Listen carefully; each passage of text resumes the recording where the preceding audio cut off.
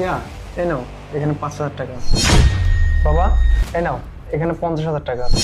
প্রত্যেকবার আমার সাথে এই কাজটাই করা হয়।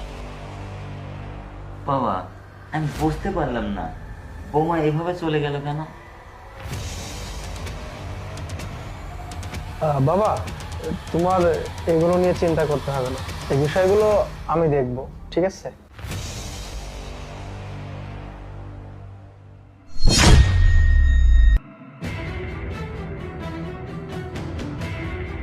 আচ্ছা প্রিয়া, তুমি এভাবে চলে আসলে কেন? আর বাবা কি মনে করবে বলো তো? আমি কেন এরকম করতেছি তুমি কি সত্যি কোনো কিছু বুঝতে পারো না? প্রত্যেক মাসে তুমি একই ঘটনা ঘটাও। তুমি সর্বোচ্চ টাকাটা তোমার বাবার হাতে তুলে দাও, আর সামান্য যে কয়েক টাকা থাকে 2, 4, 5 হাজার টাকা এটা তুমি আমার হাতে তুলে দাও। আচ্ছা, তোমার বাবা একটা বৃদ্ধ বয়সের মানুষ, তার কি এমন খরচ আছে, সে কি এমন করে যে তুমি তাকে সব টাকা পয়সা দিয়ে দাও? আর তুমি আমাকে এই যে অল্প সামান্য কিছু টাকা দাও, এই টাকা দিয়ে আমি সংসারটা কিভাবে চালাই, কিভাবে সবকিছু ম্যানেজ করি, হাত খরচ কি করে চলে, কোনদিন দিয়ে একটু জিজ্ঞাসা পর্যন্ত করো না, তাই না? আচ্ছা, তুমি যদি সম্পূর্ণ টাকা তোমার বাবাকে দিয়ে দিবে, তাহলে তুমি কেন আমাকে বিয়ে করে নিয়ে আসলে? তুমি তো আমার স্বাধীনতা ভালো লাগার কোনো মূল্যই দাও না। তাহলে তুমি তোমার বাবাকে নিয়েই থাকতে, আমাকে নিয়ে এসে অপমান করার কি দরকার ছিল বলো? আর সব সময় তুমি তোমার বাবাকে বেশি প্রাধান্য দাও, বেশি প্রায়োরিটি দাও। কেন এসব হবে? আমি সহ্য করবো না এসব, বুঝতে পারছো? সব সময় তুমি এক চোখে তেল বেচো, এক চোখে নুন বেচো, এরকম হবে না। আমি সংসার চালাই, আমি বুঝি এই সংসারে কোথায় কি করতে হয় না করতে হয়। আর তুমি আমার কাছে টাকা পয়সা না দিয়ে তোমার বাবার কাছে সম্পূর্ণ টাকা পয়সা দিয়ে দাও। আর এখন জিজ্ঞাসা করছিস আমি রাগ কেন করছি, কেন ভাবে চলে আসছি? ও আচ্ছা, তাহলে এই ব্যাপার।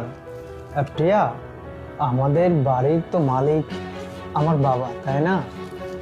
আমার বাবা কিন্তু সংসারে কাজ করতে গেলে অনেক টাকা পয়সার প্রয়োজন হয়। দেখা যায় যে কিছু মাসে 20,000 30,000 টাকার প্রয়োজন থাকে। সেই ক্ষেত্রে আমি কিন্তু বাবাকে টাকা দিতে পারি না।